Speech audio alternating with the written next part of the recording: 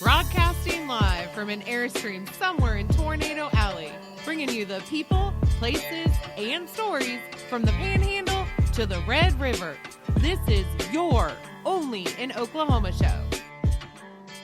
And welcome to the show. Today we're headed to Black Mesa State Park in Kenton, Oklahoma. And later in the show, OKC is your friend. I'm Brett with my friend, Harley. How are you, friend? I am great, friend. As friends together, we have never been to Black Mesa. We have not. Black Mesa is in Oklahoma's Panhandle along the tri-state border with Colorado and New Mexico. It's operated by the Oklahoma Tourism and Recreation Department in conjunction with the Black Mesa State Park. It is gorgeous. So, I've seen pictures. Now, if you look at pictures of Black Mesa, and now granted, it's up, when we start talking about the tri-state area, you know, it's near the Colorado and New Mexico border. Mm-hmm. So geographically, it shares really a lot of similarities. There's certain areas of it where it looks a lot like the Rockies. There's certain areas where it looks like it's straight out of a Louis L'Amour, the cover of a Louis L'Amour novel. I mean, it really does. For sure. One of the things you'll notice if you go looking for pictures of Black Mesa State Park, you'll find a lot of pictures that have super high resolution. Most pictures on the internet, 600 by 600. You start looking at Black Mesa and people are putting pictures up that are 6,000 by 6,000. Like really high resolution pictures. Like this one. They're gorgeous. I mean, it looks like it was painted on a computer. It was made in an ILM studio at Skywalker Ranch. Absolutely. Black Mesa takes its name from the layer of black lava rock that coated the mesa about 30 million years ago. Some of the things that you can do in the area are absolute musts for anybody that wants to travel the state of Oklahoma. You can, go to the highest point in the state at Black Mesa, the highest point being 4,973 feet above sea level. Right. And you can see forever. Now, when you look at some of those plateaus, think about the very top of that. How many millions of years thick is that? You can count the timelines. Oh, yeah. I mean, it's just, to me, when I look at that type of scenery, and we've been through New Mexico, and we've seen similar landscapes throughout, I just close my eyes, and you can just see dinosaurs roaming there, pterodactyls. And again, it's something that's like straight out of a Western. For sure. Now, you and I have talked. We've done a couple of shows on some shorter hikes. Yeah. Black Mesa is not it. No. I think you could probably have to send out signal flares if you lose your way here. Black Mesa Trail runs about 8.5 miles. But again, you're going to have some incredible views. Jeez. Apparently, dawn is the best time to go because there's a real lack of shade in this park because it's a lot of prairie land. 1,600 acres, to be exact. Yes, and that's 1,600 acres to explore. There are 23 rare plant species in the park and 8 rare animal species. So, I like birds, but this is supposedly a birder's paradise. Birder. I had no idea that a birder was a thing until I was reading up on Black Mesa. They have everything from golden eagles, scald quail, black-billed magpies, pinyon jays, and golden eagles, for crying out loud. Yeah, but you can also run into some things on the ground there. You have the chance to come across black bears, bobcats, mule deers, mountain lions, bighorn sheep, antelope, and of course, obviously, you've got the rattlesnakes and lizards and things. So, I mean, it's a real wonderland, and there's a lot of nature, primarily because you kind of spoke to it a little bit, it's where the prairie land hits the Rocky Mountains. So you've seen a lot of photographs. I take tons of photographs. I like sunrises, sunsets, but I don't know if you know this, but it boasts, the park boasts one of the darkest nighttime skies that you can see in the country. Now, if you look at some of the pictures that we've looked at, again, you can almost feel like you can reach into the Milky Way on some of these pictures. Yeah, it's incredible. The nighttime imagery that people capture at Black Mesa is over the top beautiful. Obviously, the nighttime photography, the stargazing, is popular there. but apparently it's a real mecca for the Perseid meteor shower every year. Mm-hmm. I know we just missed that, but Yeah. It will come back next year, so you have the opportunity to check that out. So I talked about dinosaurs earlier and why it kind of looks prehistoric in nature. Well, they have 47 dinosaur prints at one time. Now, some of them have, due to erosion, kind of faded away, but they still have quite a few. Yeah, it's about 15, 16, somewhere in that neighborhood. The tracks were preserved in sandstone next to the Carrizo Creek. Mm-hmm. Some of these tracks measure 16 inches wide. That's probably going to eat you if it's alive. Or maybe not. It might not. It might be a herbivore. Well, scientists aren't 100% sure what animal created the tracks. The general consensus is that it's some sort of theropod. Well, here's the other side. Yes. They're not, you can't, the general public can't view them. They're on private property, so I think you have to ask, do the right thing. No. You can? Yeah, the tracks are located on private property, but they are open for viewing during daylight hours. Okay, so you can't be tiptoeing out on the... Yeah, okay. I got you. If you want to check out the dinosaur tracks, you're going to head north inside the preserve about 1/3 of a mile north of the parking lot. Mm-hmm. There's a small private road headed east. At the end of that road is a short walking path that takes you to the creek and the tracks. So you've become the camping ambassador. You do a little bit of everything. And when I say that, you light up a little bit. It's like, I guess I am that guy. This place is perfect for you. There's 29 RV sites.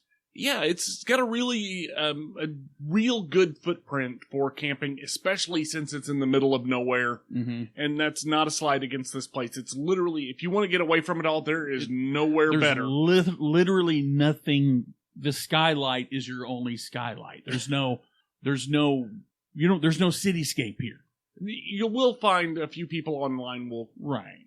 kind of complain about the lack of lighting Oh my. on the roads and in the parking lot. Who cares? But I think that's intentional. Who cares? So at Black Mesa Park, you do have the RV sites. They have 29 of those. They have water and electric hookups. They also have 25 tent sites. They have picnic facilities, boat ramps. Apparently trout fishing is kind of big there. They've got the normal amenities, restrooms, showers, that sort of thing. Admission into Black Mesa is free. Oh, yeah? Yes. Some of the restrictions, some of the fine print on Black Mesa, they're only open from dusk till dawn. So if you want those pictures, then you need to be in a campsite or something of that nature. I really think that Black Mesa is probably best served overnight. Oh, for sure. I mean, can you imagine the sunset? Hell, can you imagine the sunrise coming up through those plateaus like that? I mean, it is a nature's majesty. It is.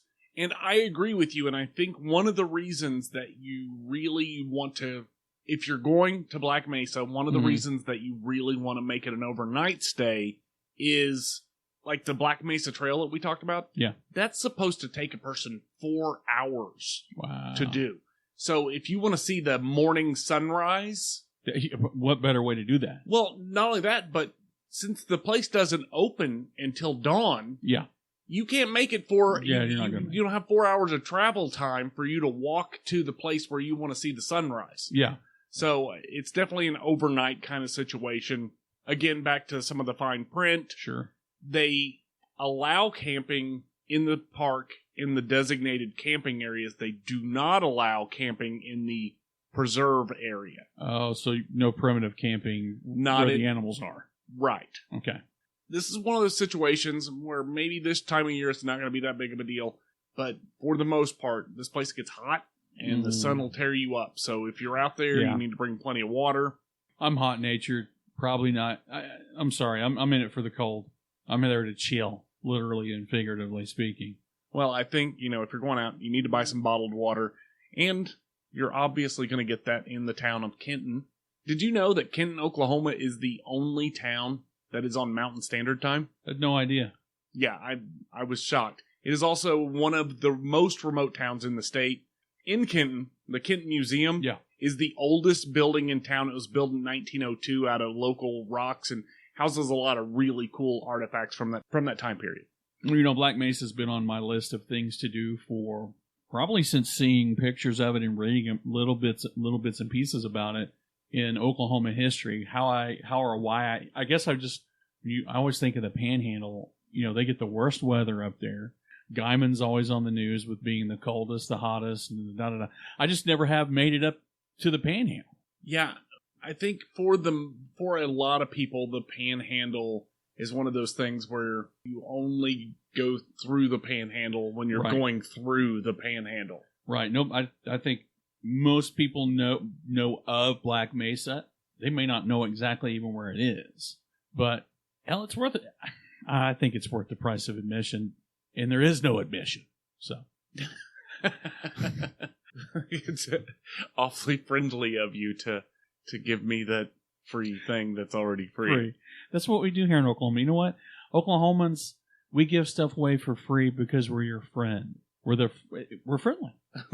We are friendly. And speaking of friendly, we're going to be talking about how Oklahoma is friendly in a very unusual way, at least from my perspective. And we'll get to that right after this. I have an idea of how you can make Thanksgiving a little less expensive this year. I thought you were going to say memorable because clearly I forgot. Follow me on this. I'm following. I'm staying with you. Saving money on Thanksgiving dinner. It seems to be a little bit higher this year. That's what they're saying. So what I think you should do is invite one of your customers or one of your suppliers to Thanksgiving dinner. For a business dinner. Then it's a business dinner. Then you write it off. I see what you did there. I feel like it would work. Something has to pay for that $82 turkey that I'm supposed to be paying for this year.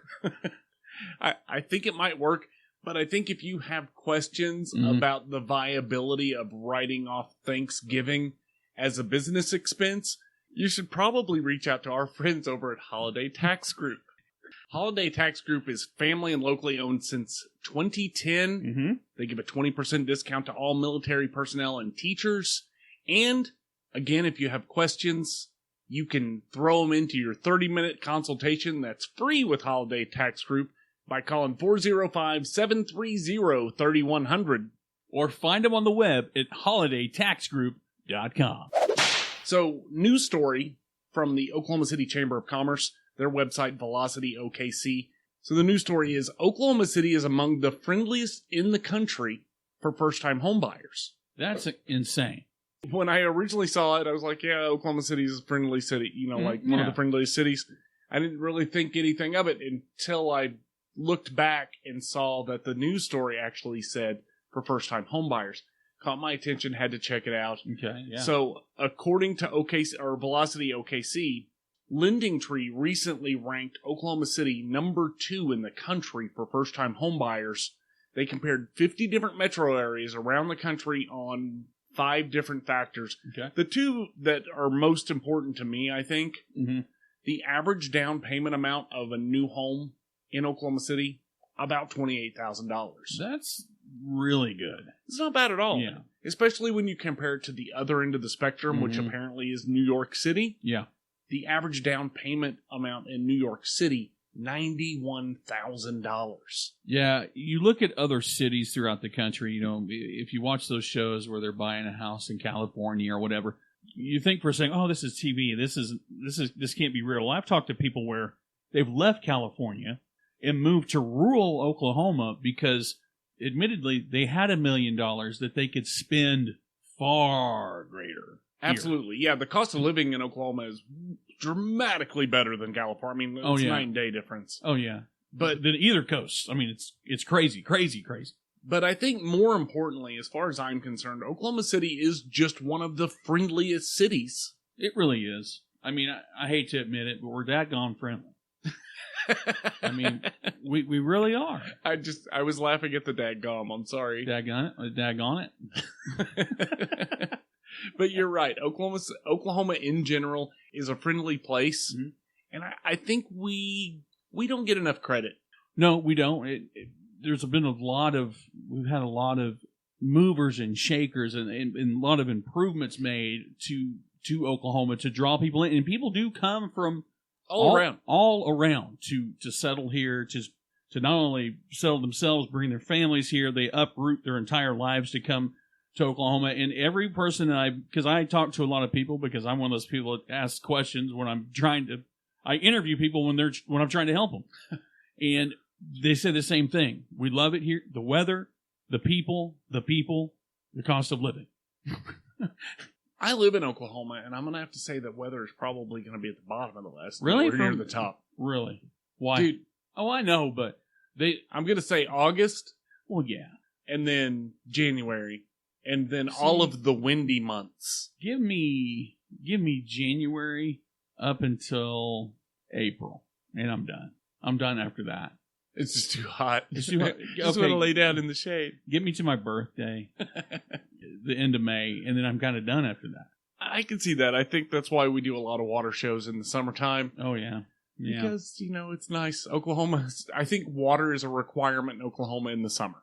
We do, but you know what? We do a lot of shows. We've done a lot of shows about a lot of different climates in Oklahoma. We have. Climate activity. Can you call them climate activities? You can't do everything. You can't water ski in January. You can. I don't think that you would want to. I wouldn't either. Speaking of activities to do in the wintertime in Oklahoma. Mm-hmm. We have nothing better to do. Are we doing a polar plunge this year? When is it? Remind me. Yeah, let's do it. Beginning of February. Let's do it. We're due. We missed it last year. When's the last time we did it? Almost 2 years ago. Yeah. We missed it last year because I don't know if they did it last year. The year before that. I tell you what. Yeah. We'll leave it up to the listeners. Yeah. Are we doing the polar plunge? That is a question for the listeners. Let us know if Brett and Harley are doing the polar plunge this year. Hit us up on our Facebook page and let us know whether you want us to jump into the ice cold water again this year. Mm-hmm. And post the videos on Facebook. Absolutely. Please engage with us. Well, this has been the Only in OK Show. I am Harley. And I'm Brett. And we're out of here. Peace.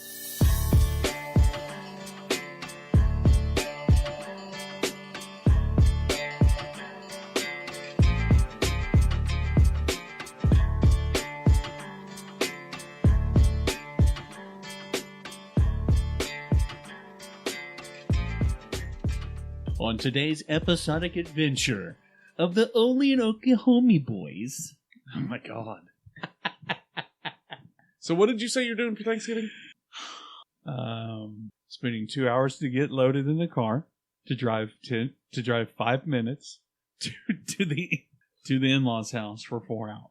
I remember the days like, oh man, I might get up, I might not. I might leave the house, I might not. I might turn the TV on, I might not. But if I left the house, I could leave in what I was wearing. I had to. Do we get the diaper? Do we have the diaper bag? What's in it? Let me fill the diaper bag. Do we forget a kid? No, we didn't forget a kid. I mean, it's like I don't even know if there's a car big enough for the family that I have now. I'm looking back, going, man, when Harley said, "Man, I'll sell you that Suburban $500." I said to you, man, I don't need a car that big. Now I need a car that big, and I ain't finding one for $500 anywhere in town. No. So, don't want to take this political. No, that's fine. But I saw a meme. Yeah. Was Marty McFly standing in front of the DeLorean, mm-hmm. and it said, 1985, let's go to the future. 2021, let's go back to the 80s. Yeah, let's go back to the 80s. I was talking to somebody. They posted something. It was a video where, it said only Gen Xers would hear these sounds, and it had these various intro clips to music that we listened to as kids in the 80s. Yeah. My comment was, our generation rocked. Let's be realistic. We had the most fun as kids. Oh, yeah. You have to force kids to have fun now. Mm-hmm. Back then, I made mud pies. I dissected frogs with McDonald's butter knives, all kinds of shit. I literally had a full-on war. Mm-hmm. By yourself? War. No. Me and a few kids from the neighborhood, there was a ravine down mm-hmm. the street, and we went down there and made mud balls. And threw them at each other? And then literally, set up camps and mm-hmm. threw mud balls at each other for days. When I think about life as a teenager, I was wanted by the Bloods gang. I literally had to leave the state because the Bloods were after me. What? Kids these days don't understand. Oh They don't know what it's like to be chased by a street gang. Because they don't go out in the streets. Everybody's, I'm being bullied. Where? On the computer? Oh, really? Try being body slammed on the corner under a street light with the neighbors watching. Then come talk to me. Okay? Did I ever tell you the story What? of the gang that tried to attack me by Southwest Community Center? Really? Yes. Southwest Community Center. Where was that? Southwest Community Hospital. Oh, yeah. I know what you're talking about. You know what they called themselves? What? The Crazy Babies. The crazy.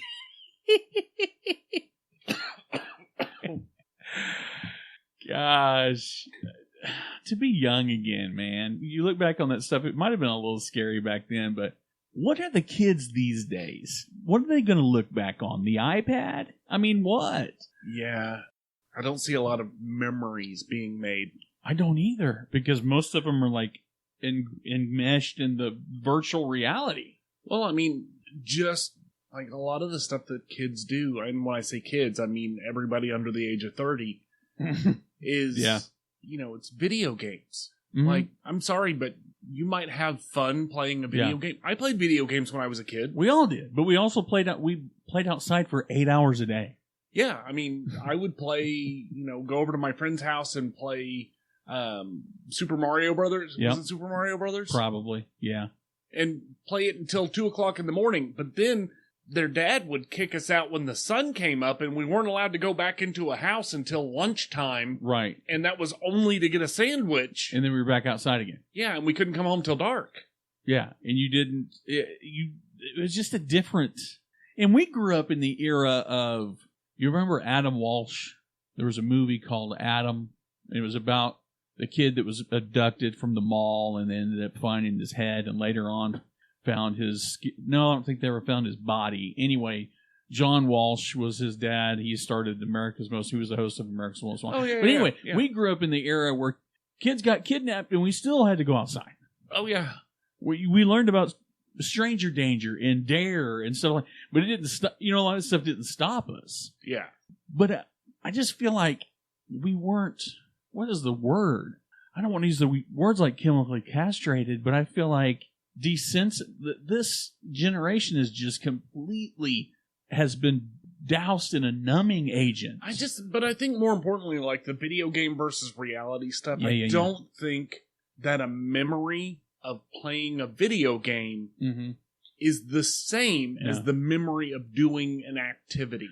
But, okay, with that, like you said, but for us, the memories of staying up late, playing, having to turn the TV down so the mom couldn't hear it. You know what I mean? The memories are different. Yeah, they're just not making the same. Even video games, it wasn't the video game thing when we were kids. Not everybody had a system. Exactly. So you had to go to your friend's house or your friends and take turns playing. Because you had one kid in the neighborhood that could afford one. Right. Yeah. Mm-hmm. And now it's, I logged into my cell phone and then went to bed. Right. And then where'd the time go? Yeah, it's just a different, I don't know, man. I promise you're not going to remember in 20 years that time that you beat the 17th level of Zelda the third time. Right. You might, if you're our age. No, you won't. Yeah. You won't remember the actual... You might remember that you beat it, but you're not going to remember how many times you beat it or why you played it an additional 2 times. Yeah. Or any of that garbage. It's some online achievement you unlocked. It's drugs. It's literally drugs. It is drugs. Yeah. You get a dopamine hit for getting that little icon. Ting! You're like, whoa. The generation that was told, let this sink in. We're the generation that was told, we are the world, we are the children. We are also the generation that was told to have a Coke and a smile. We are also the generation when Whitney said, I believe the children are our future. We were that future. Now what? Nobody's passing the torch. There's a choice we're making. We're saving our own lives. It's just to make a better day, just you and me. Where are the children?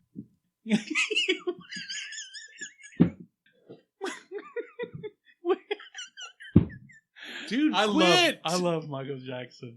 La la la la la la la la la. Lollipops, lollipops, lollipops, lollipops, lollipops, lollipops, boobies. Slotty pops? Slotty pops. Slotty pop, slotty pops, slotty pops, slotty pops.